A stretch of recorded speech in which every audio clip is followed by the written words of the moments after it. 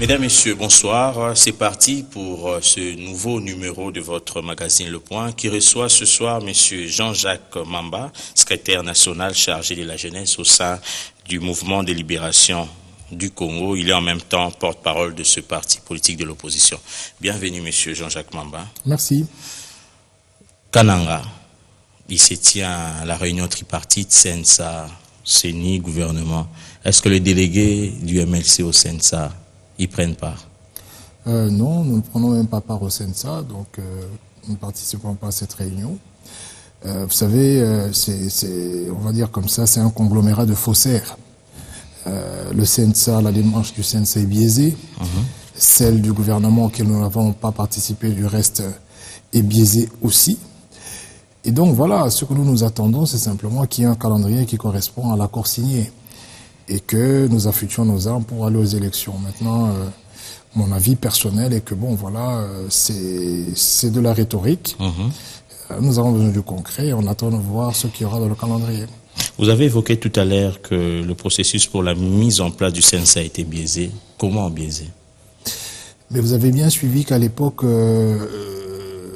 l'équation était personnalisée. Ça veut dire que nous avions accepté de manière consensuelle que M. Tshisekedi soit le président du CNSA, bien que son nom n'avait pas été mentionné, mais il était le président du Conseil des sages.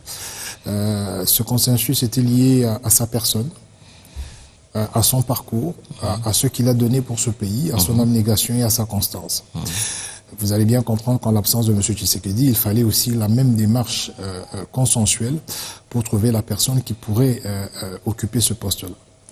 Mais malheureusement, et comme toujours, M. Kabila aime bien choisir ses pions. Il s'est organisé pour dédoubler, autant on l'a fait avec les partis politiques. Vous aviez bonne souvenance de ce qui s'est passé au MLC, avec l'ARC, avec le parti de M. Lumbi. Donc M. Kabila s'est employé avec sa majorité à dédoubler le rassemblement pour se choisir une personne qui lui devrait cette faveur, donc M. Olenga Nkoyi, qui, ma foi, ne travaille pas en toute indépendance, ce qui, de manière essentielle, était la tâche principale du CNSA, d'avoir ce caractère indépendant de manière à conduire le gouvernement et la CENI de manière harmonieuse à exécuter le processus électoral suivant l'accord. Mais vous l'avez évoqué dans l'accord, c'était mentionné, c'est le président du Conseil des sages qui deviendra président du CNSA. Oui, mais en fait, en réalité, ce que nous avions voulu dire en ce moment-là, pour ceux qui étaient, j'étais expert aussi lors des conseils, ce que nous avions voulu dire, c'était que c'était M. Tshisekedi qui était à l'époque président du Conseil des sages. Et je crois que le quiproquo est né de là. Parce que comme je vous le dis, son parcours n'avait pas d'égal. Dans la salle, dans les conciliabules, dans toutes les discussions, son parcours n'avait pas d'égal. Et donc nous nous sommes pliés, bien que nous avions la prétention de diriger cet organe, nous nous sommes pliés à son parcours. Et donc, il n'était plus question, lorsque lui, il n'était pas là, que de manière unilatérale, que soit désignée une personne qui, ma foi, s'est illustrée dans sa carrière par des méfaits, par exemple de détournement des bus. Vous vous rappelez, M. Olenga Nkoyi a été même chassé d'un gouvernement. M. Olenga Nkoyi a fait quelques 200 voix aux élections. Il n'a pas le poids que souhaiterait voir le MLC pour le représenter au niveau de cette institution. Vous étiez expert, vous l'avez dit tantôt, mais comment, en travaillant sur le texte du CNSA, les décisions seront prises de quelle manière? Ou sont en train d'être prises? Ils ont leur CNSA. Vous savez, nous avions la prétention de diriger cet organe. Pour la bonne et simple raison que nous avions refusé de participer au gouvernement, parce que nous estimons qu'à chaque fois qu'on parle de partage de pouvoir, M. Kabila voit son pouvoir se renforcer. Et que donc il profite de ces occasions-là pour torpiller les accords et les textes. Donc nous n'avions pas voulu se plier à cette gymnastique et nous n'avons pas non plus voulu participer au bilan négatif de M. Kabila. Et donc notre position de ne pas être au gouvernement nous donnait l'avantage de ne pas être jugé parti. Parce que ceux qui sont dans le gouvernement ne peuvent pas s'auto-réguler, si vous voulez, s'auto-contrôler. Malheureusement, actuellement, vous avez M. Olenga Nkoyi qui est obligé de contrôler son frère qui est au gouvernement. Donc je veux dire que dès lors que le CNSA perd essentiellement sa vocation d'indépendance et je veux dire d'objectivité, sa mission est biaisée. Mais à l'époque aussi, au cas où Etienne Tshisekedi n'avait pas rendu là, il allait aussi contrôler quelqu'un du UDPS qui serait au gouvernement. Oui, mais quand je vous ai parlé de son parcours, c'est parce que nous avions bonne foi de par ce qu'il nous a montré, ce qui nous a montré durant les 30 dernières années qu'il était au-dessus de tout cela. Donc, nous avions accepté ce bémol-là pour lui, mais nous n'étions pas prêts ou en mesure de l'accepter pour une personnalité comme M. Olenga-Nkoyi. Donc, il fallait bien effectivement qu'il soit remplacé, mais de manière consensuelle. Et ma foi, M. Olenga-Nkoyi, à tout point de vue, ça veut dire au niveau du background et au niveau du parcours parler, politique, c'est comme si le problème c'est M. Olenga-Nkoyi. Le problème, c'est d'abord la démarche qui devait être associative, inclusive. Nous n'avons pas participé à cette démarche, d'autant plus que vous allez voir aussi que l'UNC n'a pas participé à la démarche. Vous avez quand même signé des arrangements particuliers. Nous avons signé les arrangements particuliers sans participer à la démarche consensuelle de désignation du président de la CENSA. Cela s'est fait au Palais du Peuple à l'insu des autres. Il n'y a pas eu inclusivité et ça s'est fait de manière unilatérale. Raison pour laquelle vous voyez les plus grandes formations politiques de l'opposition de ce pays ne pas participer, en dehors de la majorité qui a occasionné ce dédoublement, ne pas participer au CENSA. Vous avez la première force politique de l'opposition qui est l'UDPS, vous avez la deuxième force qui est le MLC et la troisième, l'UNC.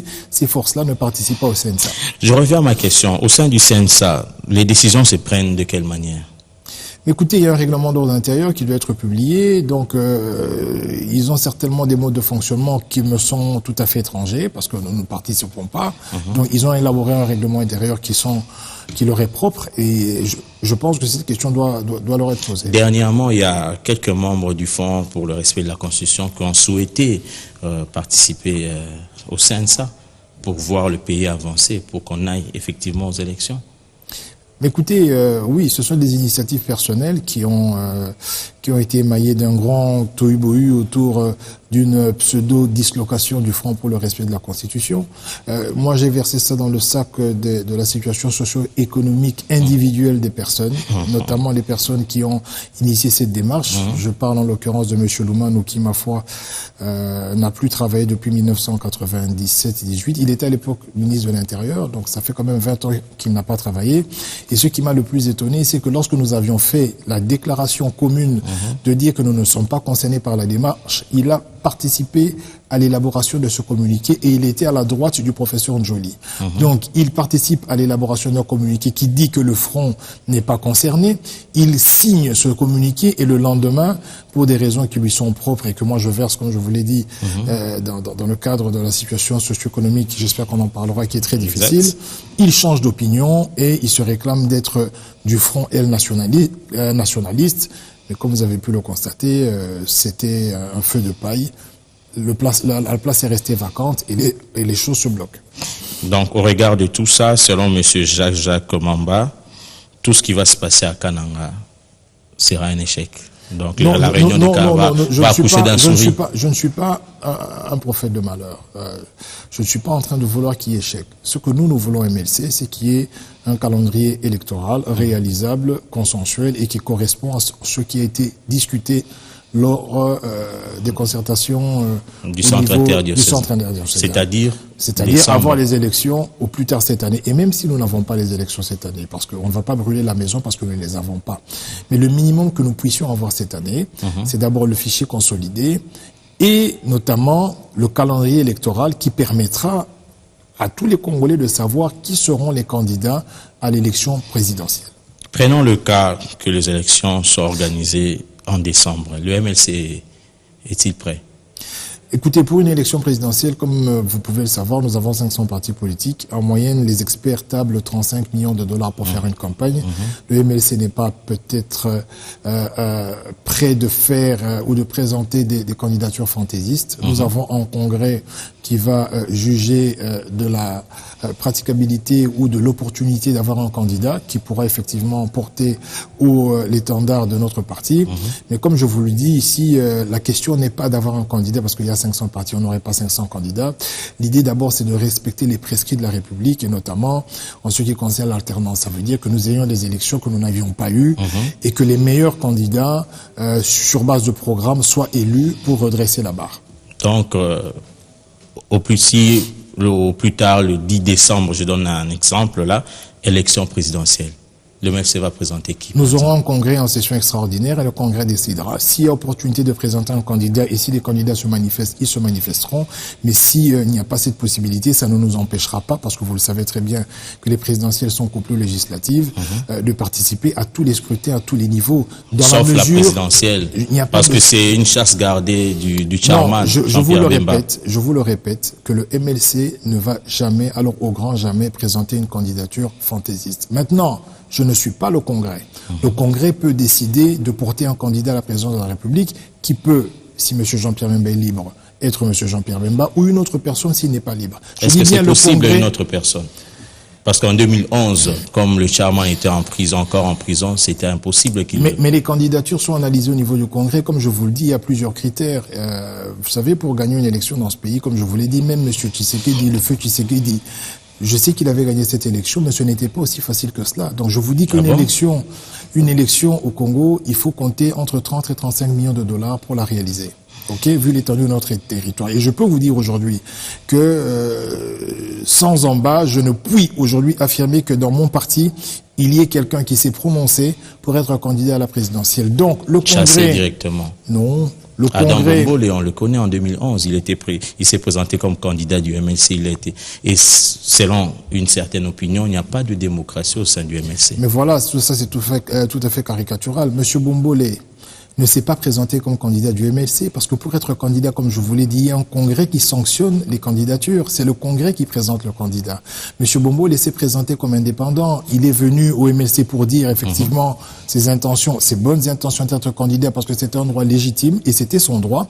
Mais malheureusement, il n'a pas présenté sa candidature au congrès et le congrès ne l'a pas validé. Donc dès lors que vous sortez des structures du parti, ce qui est tout à fait légitime, et que vous vous présentez comme indépendant, n'allez pas accuser un parti de ne pas vous avoir aligné, parce que comme je vous le dis, le Congrès c'est une suprastructure, c'est toutes les structures de la République qui se réunissent et elles décident de manière très indépendante de qui est en mesure de représenter le parti aux élections présidentielles.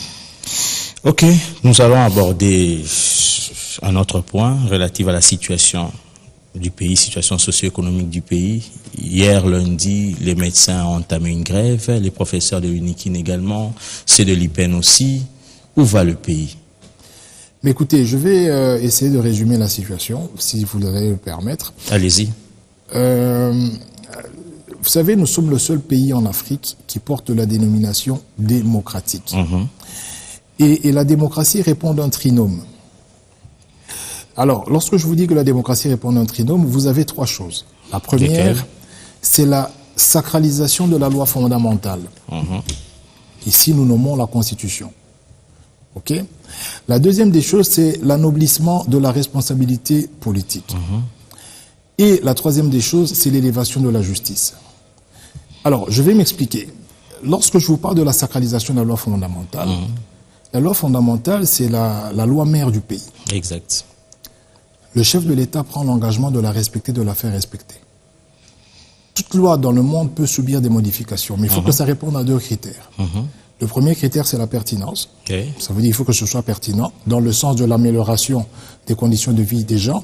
Et le deuxième critère, il faut que ce soit impersonnel. C'est pour cela qu'aux États-Unis, par exemple, lorsque vous voulez augmenter les émoluments, on vous dit, bon, vous les députés, vous voulez augmenter vos émoluments, ok, il n'y a pas de problème, vous pouvez voter la loi, mais ça ne vous concerne pas. Ça concerne l'autre. La prochaine Ce sont législative. des garde-fous. Donc, dès lors que vous péchez, c'est-à-dire que vous omettez de respecter ces deux critères, ce qu'a voulu faire la majorité, vous plongez la République dans le chaos. Et ce qu'a fait M. Kabila, c'est quoi? C'est que nous avons eu une élection, il est passé, une autre élection qui était chaotique, et lors de la troisième élection, il n'y a pas eu d'élection carrément. Et vous entendez, aujourd'hui, vous voyez beaucoup de jeunes circuler pour demander un référendum, ainsi de suite. Ça veut dire que M. Kabila désacralise la loi fondamentale. Mais il n'a pas modifié, jamais il a dit qu'il va modifier la loi. Je continue. En tout cas, il est sur cette lancée-là. En tout cas, c'est sbire. Lorsque M. Mon va passer à la télévision... Vous risquez de tomber dans des procès d'intention, M. Jean-Jacques Lorsque M. Mon va passer à la télévision, avec un béret rouge, professeur d'université de son État, vous parle de M. Kabila comme candidat éligible. Il est éligible de quelle manière? Contre la Constitution. Lorsque M. Kokonyangui parle de référendum, il a quand même une place de choix dans la majorité présidentielle. Mais laissons cette question. Prenons le deuxième point. Je parle de l'anoblissement de la responsabilité politique. Exact. Ce que devraient faire les camarades de M. Joseph Kabila, c'est de constater l'échec. Vous savez, il y a un pacte républicain qu'il faut respecter. La fonction principale des politiques, c'est, si vous voulez, améliorer les conditions de manière continuelle et faire progresser la société. Indépendamment de votre famille politique, dès lors que vous tombez en désuétude, dès lors que vous brisez ce pacte, ça veut dire qu'en tant que chef de l'État, en tant que gouvernement, vous ne réussissez pas cette mission. Vous n'améliorez pas les conditions des gens. La vie continue le niveau de vie des gens continue à baisser. Vous plongez le pays dans une catastrophe. Il faut que vos pairs, ça veut dire vos collègues politiques, notamment ceux de la majorité, disent à M. Kabila, camarade Kabila, vous avez fait votre temps, mais voilà, nous avons fait un échec, nous avons échoué. Nous avons échoué avec la révolution de la modernité, nous avons échoué avec les 5 chantiers, nous avons échoué à rétablir la sécurité sur l'ensemble du territoire national, nous avons échoué, nous devons sauver notre famille politique et nous devons nous trouver un autre cheval, un autre joker, nous devons nous trouver un autre guide.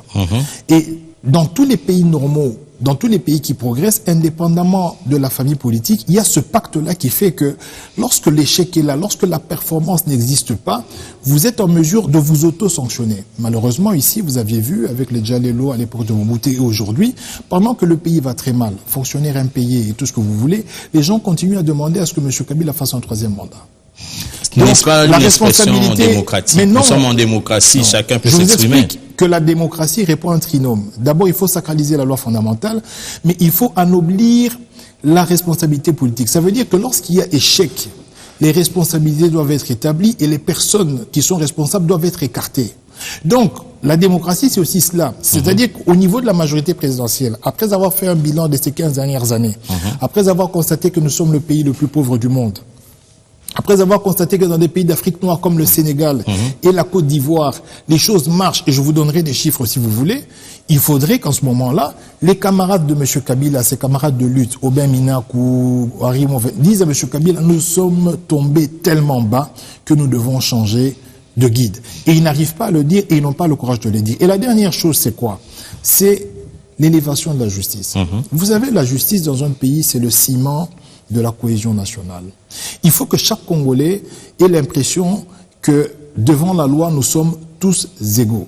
Malheureusement, l'expérience de ces dernières années nous a bien montré qu'on a l'impression qu'il y a privatisation de l'appareil judiciaire. C'est-à-dire que le PGR est beaucoup plus enclin à sanctionner et très vigilant sur tout ce qui concerne l'opposition, la liberté d'expression, ainsi de suite, mais qu'il a du mal à diligenter des enquêtes sur les détournements de fonds et tout ce qui concerne, au fait, la faillite de l'État qui a des auteurs. Donc, dès lors que les citoyens ont le sentiment que la justice ne leur appartient pas, que la justice est un fait privé, il n'y a pas de cohésion nationale et vous avez toutes sortes de troubles comme on est en train de vivre aujourd'hui. Donc, grève, tout ça. Étant donné que M. Kabila n'a pas répondu à ce trinôme, ça veut dire qu'en termes de respect de la loi fondamentale, en termes de responsabilité d'échec patent de ces dernières années, en termes de la désacralisation ou le fait de la privatisation de la justice, on peut expliquer avec beaucoup d'aisance la situation dans laquelle nous sommes. Nous sommes dans une situation où les investisseurs ne veulent plus venir. Nous n'offrons plus de garantie. À chaque fois que nous lançons un projet, c'est un projet fallacieux. Je peux vous citer tous les projets qui ont été lancés et faire des comparaisons avec les projets qui ont été lancés dans d'autres pays africains. Vous allez constater que notre pays va de mal en pire. La baisse du cours des matières premières, c'est un problème international. Vous savez qu'au Sénégal, il n'y a pas beaucoup de matières premières. Ils ont fait un aéroport de 350 millions. Ils ont 350 millions d'euros, à peu près 500 millions de dollars.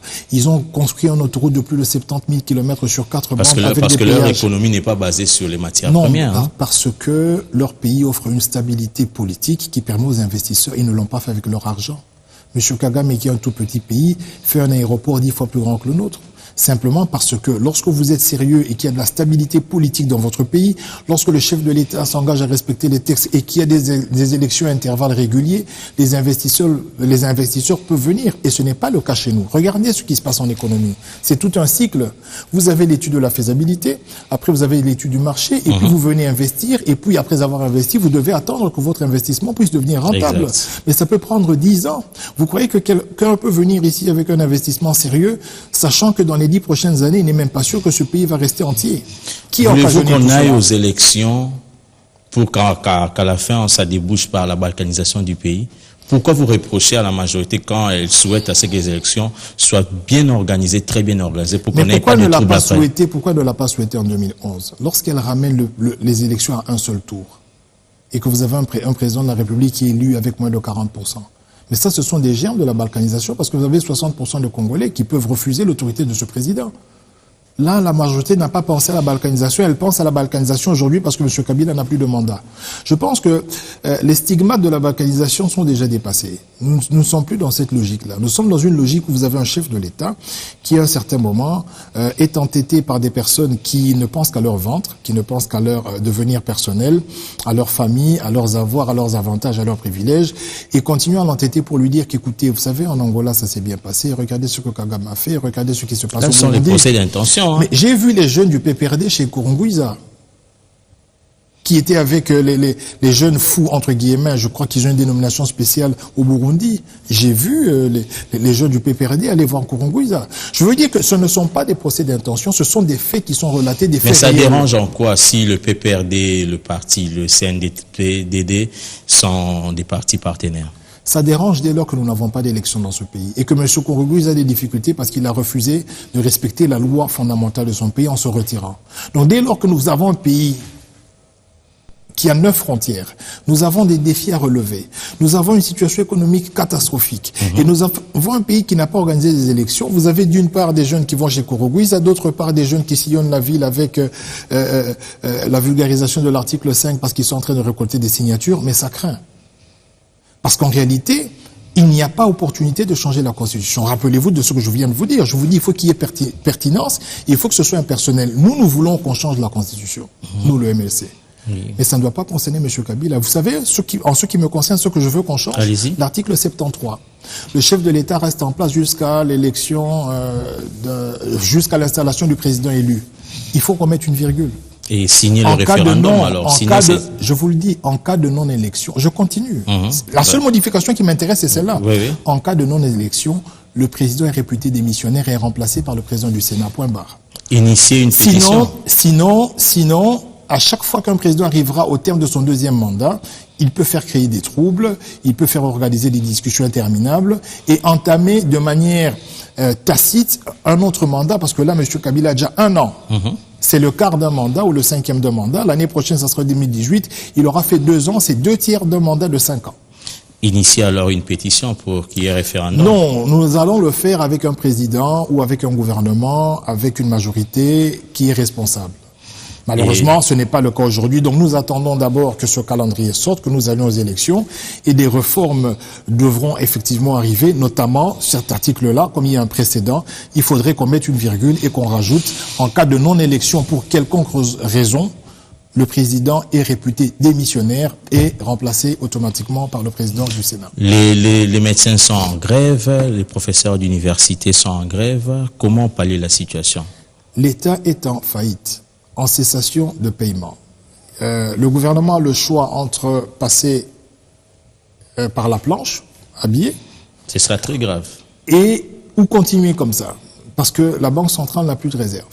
Et je crois que le gouvernement n'a pas de choix. Avant-hier, je suis passé vers une station, j'ai vu beaucoup de monde et on m'a dit que c'était des agents d'Ecobank. Je me suis arrêté, enfin des agents, des fonctionnaires qui se font payer par Ecobank. Je me suis arrêté et ils m'ont appris qu'ils sont payés par des billets de 20 000 francs. Donc je suppose qu'ils ont déjà commencé avec la planche à billets, ce qui va porter le dollar jusqu'à 20, 40, peut-être qu'on va finir l'année à 20, 25. Ce qu'il faut faire est très simple. Monsieur Tshibala a tenté, il y a une initiative qu'il a menée en direction du FMI. Qui a un fonds d'urgence. Malheureusement, il a eu une réponse de non-recevoir. On n'a pas reçu sa demande pour la bonne et simple raison que on demande une lisibilité du processus électoral et une stabilité politique. Ingérence, c'est l'ingérence dans les affaires internes d'un pays. Ce n'est pas de l'ingérence. Parce que lorsque vous quittez votre pays pour aller demander de l'aide ailleurs, mais écoutez, vous allez demander de l'aide auprès de vos partenaires. Mais vos partenaires doivent savoir à quoi va servir cette aide. Comment est-ce que vous allez l'utiliser? Comment se passe la gestion dans votre pays? Vous prêterez de l'argent, même quand vous allez dans une banque. Pourquoi la banque vous demande d'apporter un contrat de travail? La banque veut se garantir que les fonds qu'elle va vous prêter seront utilisés à bon escient. Donc, souffrons aussi que nos partenaires s'intéressent à notre gestion politique, à notre gestion économique. Et malheureusement, notre gestion politique est des plus catastrophiques parce que si nous n'avons pas ce calendrier-là à temps, mais le pays va continuer à plonger parce que qu'est-ce qui se passe? Les partenaires veulent être assurés que nous avons un calendrier qui est finançable pour que eux aussi s'impliquent en collaboration avec le gouvernement pour que ces élections aient réellement lieu et que nous entrions dans une période de stabilité pour les 5 prochaines années. Quelles sont les garanties qui vous disent aujourd'hui que la communauté internationale, les partenaires de la RDC vont financer? Parce qu'en 2011, ils avaient aussi promis, mais au final, c'était le gouvernement. Depuis que nous avons commencé à faire les élections dans ce pays, prenons 2006 et 2011, les kits ont été déplacés par quels avions? Comment déplaçons-nous les kits? Nous avons toujours eu l'assistance de la MONUSCO. C'est la communauté internationale. Nous n'avons pas d'hélicoptère pour le faire.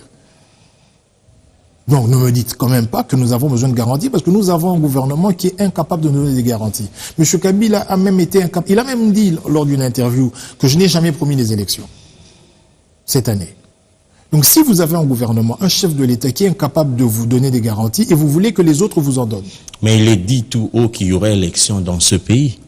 Mais écoutez, vous savez, même à l'époque, attendez, à l'époque de Mobutu aussi, il y avait des élections. Le dire tout haut est une chose, mais quand est-ce que viendront ces élections? Est-ce que vous savez que toutes les opérations que fait M. Nanga doivent être circonscrites dans un calendrier? Même l'enrôlement fait partie des opérations électorales. Donc nous devrions savoir quand est-ce qu'il le commence, quand est-ce qu'il le finit, quand est-ce qu'il y a le vote, excusez-moi, de la loi électorale ou de la répartition des sièges au Parlement, quand est-ce que nous avons le fichier fiabilisé. Tout ça doit être circonscrit dans un chronogramme qui permet aux acteurs politiques ou aux différentes parties de s'impliquer, de se préparer. Vous vous dites opposition républicaine, le MLC, vous faites de l'opposition républicaine. Quelles sont les issues de sortie des crises pour que ces grèves interminables cessent directement? Non, les grèves sont le résultat... que le chef de l'État démissionne, le gouvernement démissionne. Les grèves sont le résultat de la faillite de l'État. Maintenant, nous devons avoir une approche, si vous voulez, de reconstruction de l'État. Et il y a des prémices. Lesquelles? Nous avons un pays dans lequel plus personne n'est légitime. Le chef de l'État n'a plus de légitimité, le président du Parlement, le président du Sénat, tous les députés, plus personne n'a de légitimité. Donc, on devrait commencer par là. On doit reconstruire ou rétablir la légitimité des dirigeants. Et pour la rétablir, il faut que nous allions aux élections. Et pour que nous allions aux élections, et pour que nous y croyions, il faut qu'il y ait un calendrier électoral, et cette fois-ci, qui sera suivi. Parce que dès que ce calendrier sortira, les différentes familles politiques vont affûter leurs armes, les partenaires vont vont regarder le pays à travers un prisme beaucoup plus objectif et avec beaucoup plus d'espoir. Et je pense que les investisseurs qui rechignaient ou les agents économiques qui avaient peur vont aussi essayer de mettre un peu d'eau dans leur vin et de voir dans quelle mesure ils peuvent faiblir en termes de flexibilité. Donc je parle de la flexibilité dans les affaires. Nous aurons la circulation des devises et les gens vont continuer à être payés. Parce que si nous laissons la situation exclusivement à la merci de la planche à billets, nous allons connaître la situation que nous avions en 91, 92 et peut-être même aboutir à des pillages parce qu'à un certain moment, l'État sera essoufflé et ce sera très compliqué. Et surtout que nous sommes à la veille de la rentrée scolaire avec les parents. Les gens n'en parlent même pas parce que la situation est catastrophique, les gens ne sont pas payés, il n'y a même pas d'engouement, vous savez comment ça se passe. Dans certains pays comme le Gabon, on paye $50 aux élèves de la 6e primaire comme bourse. Mais ici, il y a encore des parents, peut-être 90% des parents, y compris moi-même, qui n'ont même pas encore payé la réinscription des enfants. Donc je vous dis que voilà, la situation est telle qu'elle est, il y a des responsables, et comme on ne veut pas anoblir la responsabilité, on ne veut pas établir les responsabilités, on préfère la logique du contentement, et où vous voyez, et je le dis, je suis souvent choqué, quelqu'un qui passe 5 ans à l'université, qui est licencié, après qui commence à écrire une thèse, et qui finit sa thèse, qui est appelé professeur, mais qui se comporte comme si, au fait, il a passé toute sa vie à ne rien faire. que de soutenir des inepties, que de dire des choses par simple fanatisme et avec une expression aussi. Voilà, je parle de M. Mova ici, et il y en a tant d'autres. Il y a aussi l'autre là, comment on l'appelle encore, M. Kinké Moulumba. Voilà, ce sont des choses qui choquent. Ce sont des choses qui choquent parce que les générations à venir vont se dire, mais pourquoi des professeurs d'université se comportent comme ça? Pourquoi nous ne pouvons pas avoir un pacte républicain qui nous permet de nous mettre d'accord sur le minimum? Le minimum, c'est quoi? Il faut que la performance existe. Il faut que celui qui a mal fait, indépendamment de sa famille politique, soit sanctionné. Il faut que la majorité présidentielle apprenne à sanctionner ceux qui ne sont pas performants. Est-ce qu'aujourd'hui on peut dire que la CENI est indépendante? Écoutez, dans les pays normaux, les élections sont organisées par le ministère de l'Intérieur. Et je vous ai parlé du pacte républicain, c'est un peu ça qui consolide la démocratie aussi. Exact. Ça veut dire que même si le ministre de l'Intérieur a été nommé par la majorité, mais lorsqu'on parle d'élection, il est d'abord citoyen congolais, il doit bien faire les choses. Bon, ici, nous avons un problème de confiance, donc on est dans une logique de CENI. Voilà. Mais le quiproquo, si vous voulez, il y a quelque chose de très compliqué avec la CENI, c'est qu'on dit qu'elle est indépendante, mais en même temps, ceux qui l'animent sont choisis par les partis politiques. Donc ça veut dire que ceux qui se retrouvent à la CENI reçoivent un mandat de leur parti, et quand ils arrivent là-bas, ils deviennent indépendants, ce qui est tout à fait faux, parce qu'en plus, on donne aussi la latitude aux partis politiques de changer les membres. Lorsqu'il y a des discussions, il y a des accords, chaque parti politique a cette latitude de changer. Donc, quelque part, au niveau de la dénomination de la nomenclature, c'est une commission électorale nationale indépendante, mais dans les faits, on a bien vu qu'il y a eu plusieurs manipulations, notamment M. Nanga, qui a eu la possibilité, mais il a reçu des injonctions, de faire l'enrôlement simultanément. Ça veut dire que techniquement, il était tout à fait possible d'enrôler sur toute la République au même moment.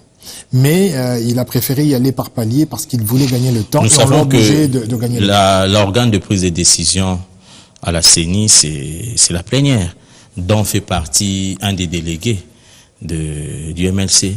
Donc pourquoi c'est seulement la majorité qui influence ces délégués à la CENI et non vous de l'opposition? Au fait, nous avons une questeur adjointe qui vient de commencer il n'y a pas longtemps, Madame Nadine Maïmichika, que je salue pour le travail qu'elle a bas et pour le travail qu'elle a toujours abattu, parce que c'est une personne formidable.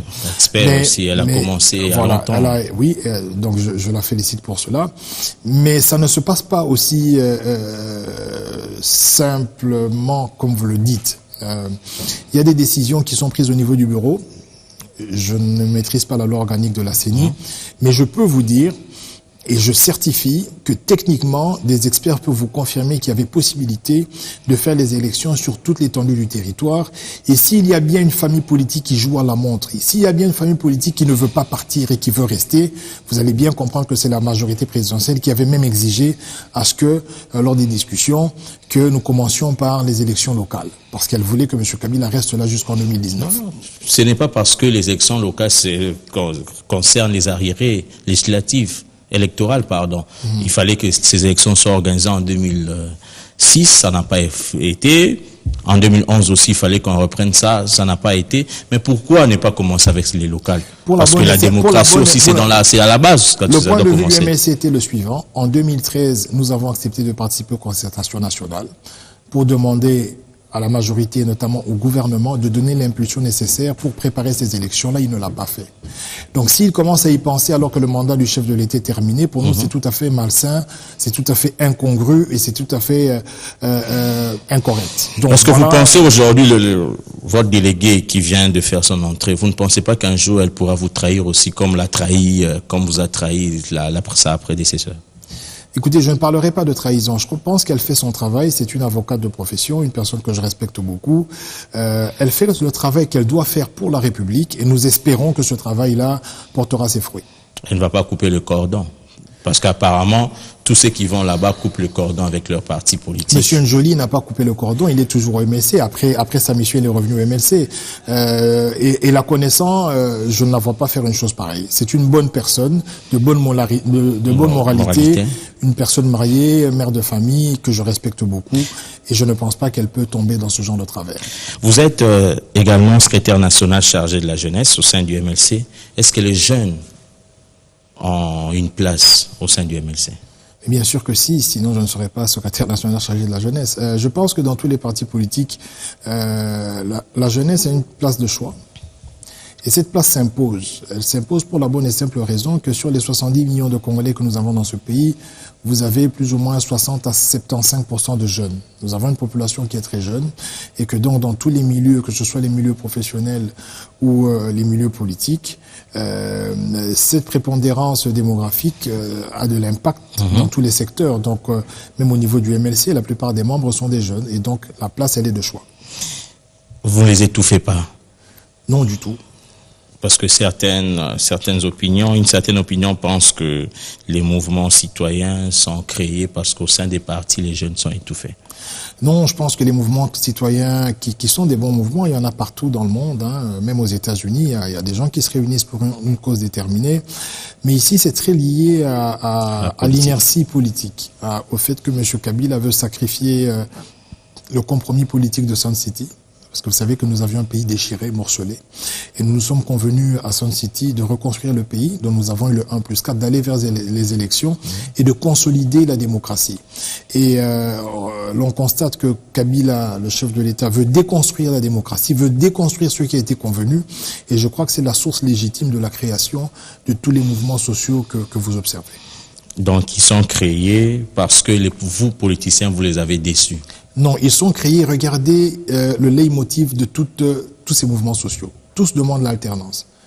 Il n'y a pas une guerre contre les partis politiques. Il y a une guerre contre M. Kabila et ses projets macabres de déconstruire la démocratie. Vous résumez tout à M. Kabila.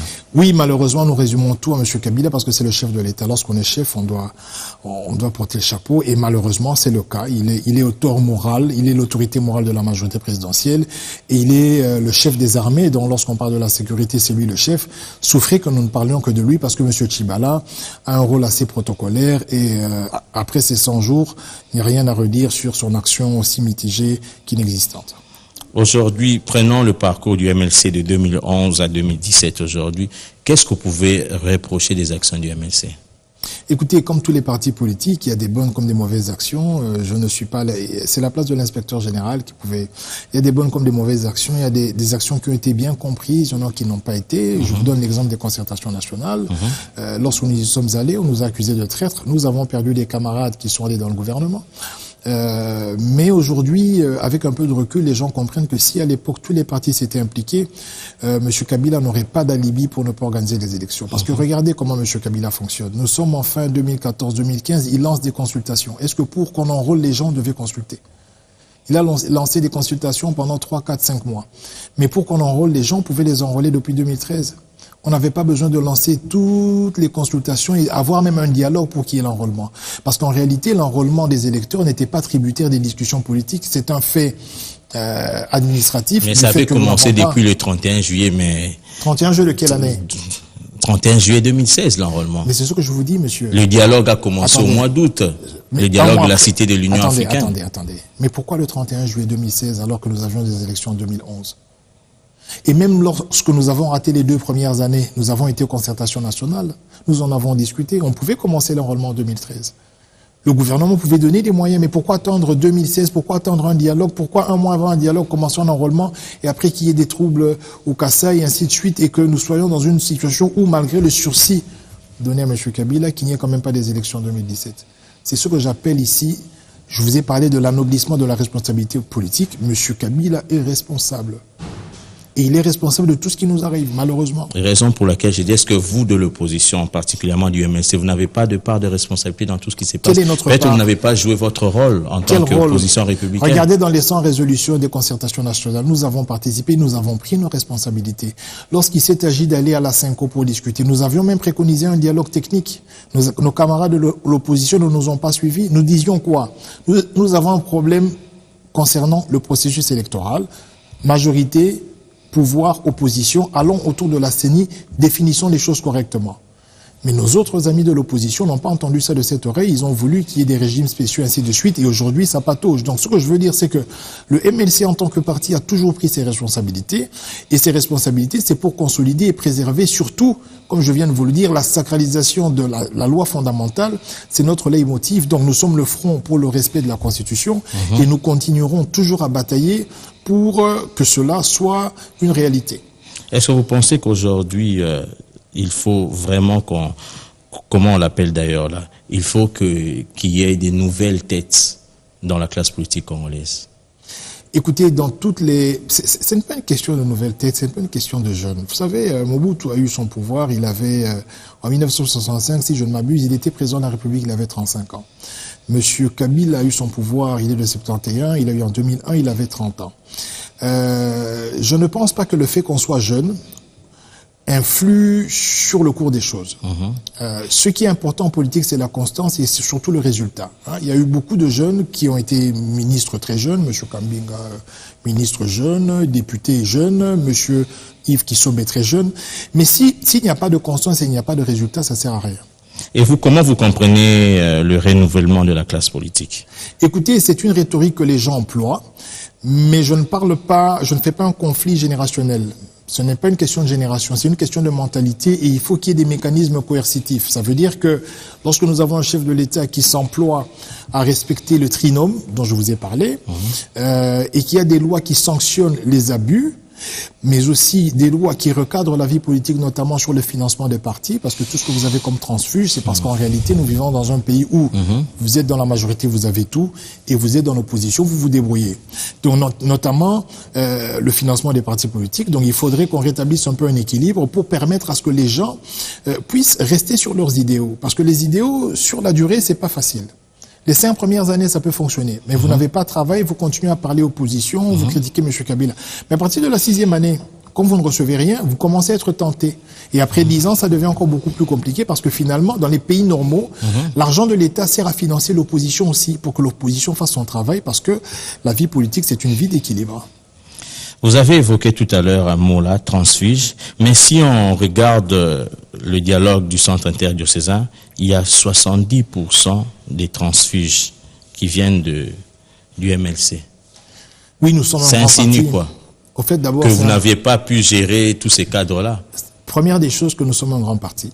Donc effectivement, moi-même j'ai adhéré à ce projet en 2006 parce que j'estimais que c'était un projet très fort. Et malheureusement que nos amis sont partis. Parce que vous n'avez pas pu les gérer. Non, on n'a peut-être pas, nous n'avons pas... Olivier Kamita, tout ce Non, monde-là. la question, ce n'est pas de gérer les gens.